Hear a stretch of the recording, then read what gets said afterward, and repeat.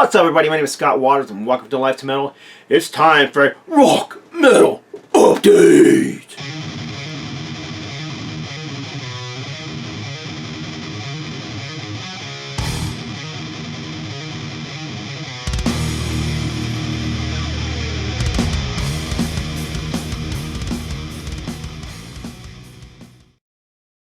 Let's welcome the Amboy News. Right on. It's time for a Rock and Metal Update. This one's going to be bootlegs and live albums. Picked up several live albums over the past few months.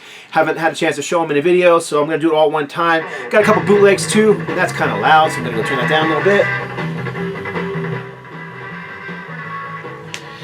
There you go. So yeah, I picked up a couple bootlegs. I was out in California doing some business with Bill Bafford and Rocks, and while we were out there, we hit quite a few record stores actually on one of the days, and found one store that just packed full of killer bootlegs, and I wish I could just have afforded to buy them all, but I just couldn't. So I had to go down to two. And one band that I really loved, that's kind of outside the normal hard rock metal thing that I listen to, but one band that I love is Genesis, and I picked up this Gabriel era Genesis live bootleg. I believe this was, see, I haven't heard this one in a couple weeks now. I played it when I first got it quite a bit. What was this? See if I can remember what year this was. I don't think there's anything on the inside of this thing, but I'm pretty sure it was on the last tour with Peter Gabriel, which would have been The Lamb Lies Down on Broadway tour, but blank lyrics, I guess you can't even see through that side. Blank center ring, just white. But the sound quality in this thing is fantastic. It's called On Broadway Live in Paris. I'm assuming that it was a radio broadcast. I don't know everything about this album. I know there's probably Genesis fans out there who could tell me everything about this album, and I haven't really even looked it up yet. So you know, I'll look it up on Discogs and whatnot in the future. But yeah, great stuff. Early Genesis stuff. You can kind of see some of the characters from some of the different Genesis albums down here in the corner, which I thought was kind of cool. Like the color cover. Songs we have on here is Back in New York City, Hairless Heart, there you go, Counting Out Time, Carpet Crawl, Lily White Lilith, The Waiting Room, Anyway, The Arrival, Radine, The Light Dies Down on Broadway, and Riding the Scree. And one of the things I loved about early Genesis was Peter Gabriel, who was such an awesome frontman. He was just a character. Not only his look and his stage presence, but even the stories, the bizarre stories he told. His in-between stage banter was like worth the price of admission just as much as the music was. But I just love that early 70s prog stuff from Genesis anyhow, so this was just a no-brainer for me. But honestly, I had 3 or 4 bootlegs from Genesis in my hand, and I finally decided to go with this one just because I like the track listing, and it features some songs that I, didn't already have on some other bootlegs. So, and then also picked up this one, which is Peter Gabriel live 1979. So this was on his very first tour for his very first album. So of course you're going to get a lot of songs from that album. You don't get any Genesis songs on here, which I was kind of surprised. But you do get Ain't That Peculiar, A Song Without Words, Waiting for the Big One, Excuse Me, Slow Burn, All Day and All Night, All the Night, and Why Don't We? Of course, the one song being, what is the... All Day and All the Night is a Kinks song. Yeah, that's what it is. All Day and All Night. You know that song. Everybody knows that song. It's an old classic, and he does it Peter Gabriel style. And it's kind of a melody mixed in with the between Slow Burn and Why Don't We. Recorded live in Cleveland. Oh, I said 79. I'm sorry, it's 77. Live in 77. So there you go. Peter Gabriel. This picture, I'm assuming, is from a Genesis, because that's one of his costumes he used to wear on stage with Genesis. I don't believe he wore those costumes on stage as a solo artist, at least not that I'm aware of. Still, cool cover, and was worth grabbing. It wasn't too expensive. Bootlegs generally are overpriced, but I know a lot of people don't like bootlegs, they don't like live albums. For me, bands that I'm just a huge fan of, especially a lot of bands I grew up with, I just can't get enough of them, and I love the live stuff because it adds a new dimension, a new energy that you can't get on a studio album. And it's just a little difference, it's just album that you've heard over and over and over again, and I still listen to, but it just gives you something different, some difference to listen to them, just a more raw experience. And that's what I liked about those Genesis albums. Actually, a bit heavier. Same thing with a band like Thin Lizzy or UFO. UFO's The last live album with Schenker, I mean, Strangers in the Night was so heavy, and it just added something to the music that wasn't present in the studio. Same thing with Thin Lizzy's Live and Dangerous. You know, those albums that preceded it were awesome, but they don't have the same energy and pizzazz that live album does. So anyhow, moving on. This one kind of teeters the line between official and bootleg. I'm going to say it's a bootleg because it's not part of the band's official catalog. This was a 1974 live in New York City, fantastic broadcast. You know, all live. You could hear. It's funny because the crowd is very sparse. They're obviously playing in a very small place, but the songs here. I mean, it was right after the release of the first album, so Neil Peart is here, and they were already beginning to record the next album, which would have been a Fly By Night. So the songs on here are mostly from the first album. So you get Finding My Way, Best I Can, In the Mood, Anthem, which is just one of the greatest songs ever, Need Some Love, Fly By Night, of course, which would have been a new song at the time, Here Again, Bad Boy, Working Man, and then side D of the album is actually from a different broadcast. The first three sides are from that original broadcast. But they're from 1974 as well, and they're live on Don Kirshner's Rock Show, 1974, and they do Best I Can, In the Mood, and Finding My Way. So just a fantastic double live album. If you like early Rush, and frankly 70s Rush is my favorite era of the band. They just had a energy and a sound that was all their own. A lot of people accuse them of being a Led Zeppelin clone, and they definitely had that Zepp influence, but it was so heavy and it was so awesome. That growling bass you got from I just always liked the tone of a Rickenbacker bass. If I was to be a bass player in a band, I'd play a Rickenbacker because they just seem to have a growl, and that's what you get here with this Rush album, because of course Geddy played those Rickenbacker basses as well. Great album. Back on black vinyl. This one's might as well just show it. Like I said, I guess it's got to be somewhat official if it's on Back on Black Records. So I don't know. They must have gotten the rights to it somehow in Europe. This one's not for sale in the United States, unfortunately. But you can kind of see the center spread, and then, like I said, it's on a white vinyl. So there's your pure white opaque vinyl. I like white vinyl, always have. Maybe just because I grew up with black vinyl, white vinyl just seemed the antithesis of it, and it's just kind of cool to me. Okay, next up, this one I've actually played several times since receiving it. I haven't even put it away in a sleeve yet, but this is the brand new Alice Cooper live album from the most recent tour.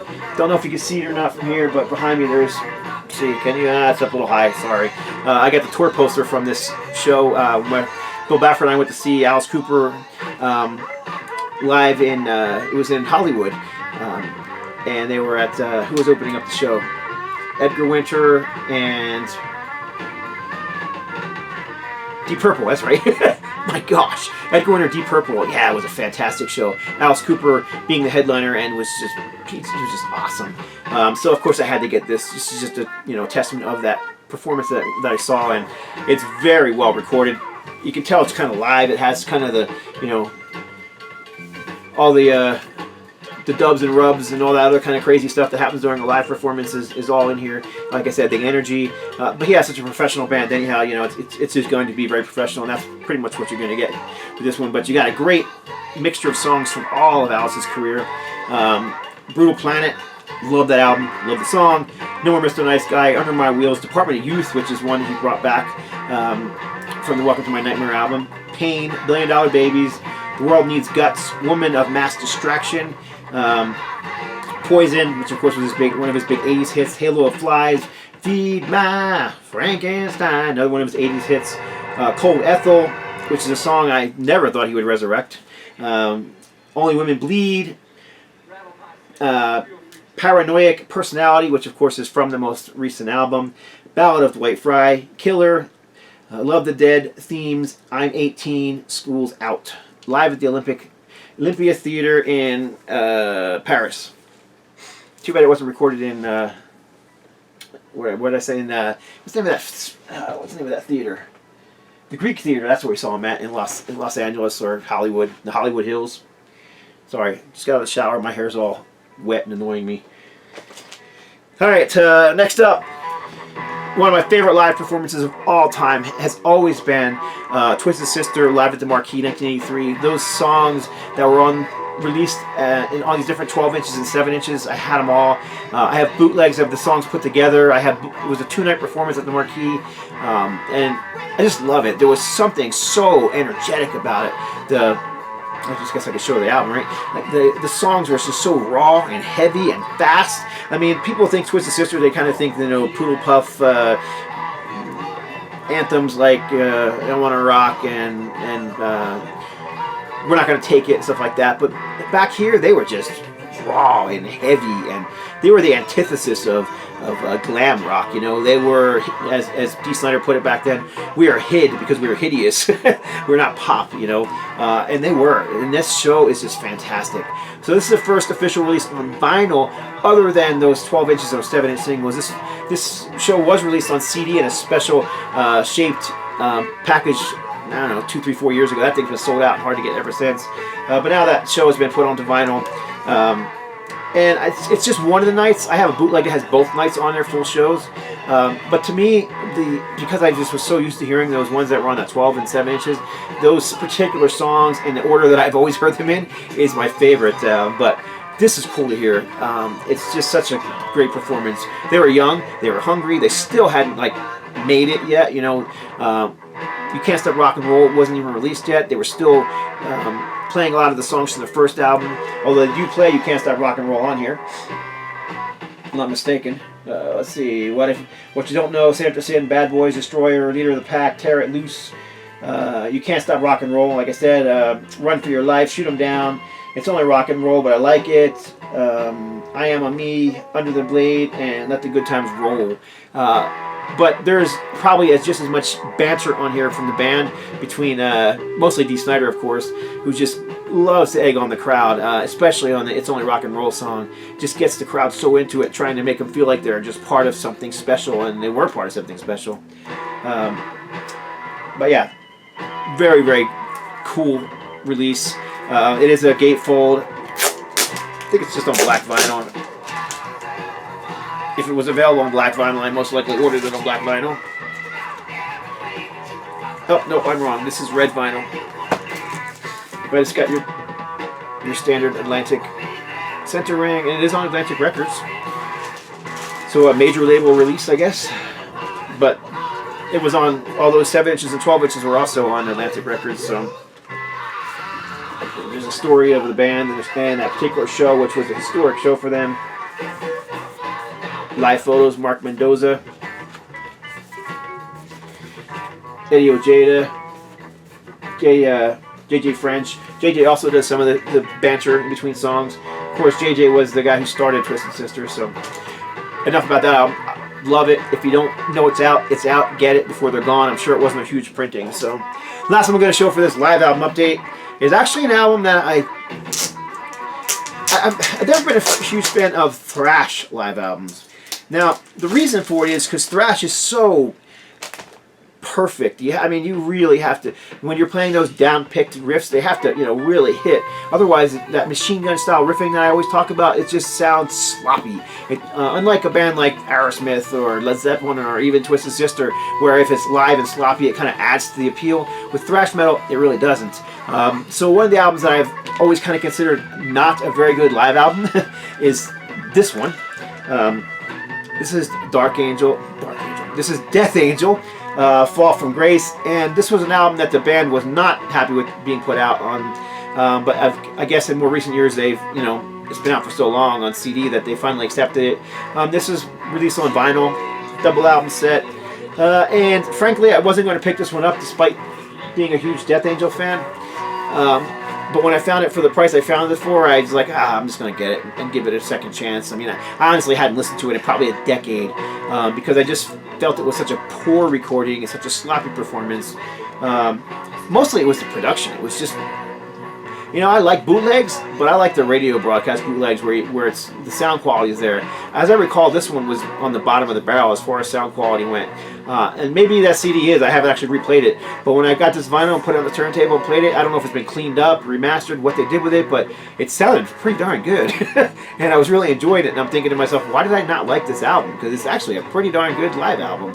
Of course, it's all songs from the first 2 albums only. So you get Evil Priest, Why Do You Do This, Mistress of Pain, Road Mutants, Voracious Souls, Confused, Bored, Kill as One, Guilty of Innocence, Shores of Sin, and Final Death. Recorded live in Amsterdam on July 9th, 1988. So it is an official live album because it was put out originally by Metal Blade, and it was put, it was something the band didn't like it being put out. I guess they were surprised that it was put out because I guess they weren't happy with it, and I can see why they weren't happy with it. But man, I'm really surprised at how much I enjoyed this. I've only played it once since buying it, and I will play it again. Maybe I was just in the right mood to hear it, but man, it sounded so good to my ears. But like I said, I'm not a huge fan of thrash live albums. The 70s stuff and early 80s heavy metal bands, just for some reason live albums seem to add to the appeal. Here's another thrash album. I just happened to be playing this one the other day. Now this thrash live album is superb. The sound is superb. The playing is superb. Much like the Twisted Sister, the banter adds to the overall experience. At one point, there must have been a fight broken out in the middle of a song. And Kate DePena, vocalist of the band, just stops the band mid song. He just stopped and he just commands them to knock it off, which is kind of funny because bands like it was ultra violence, and it was always about violence, and he stops it to stop the violence.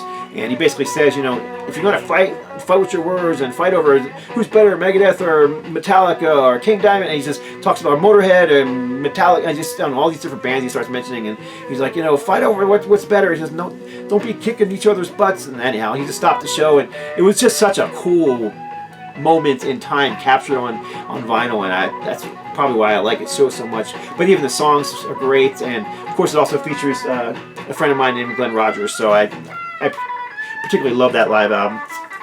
And this one. So there you go. Vinyl update. Keep this one under 20 minutes, and I'll stop it here. So thanks for watching. God bless.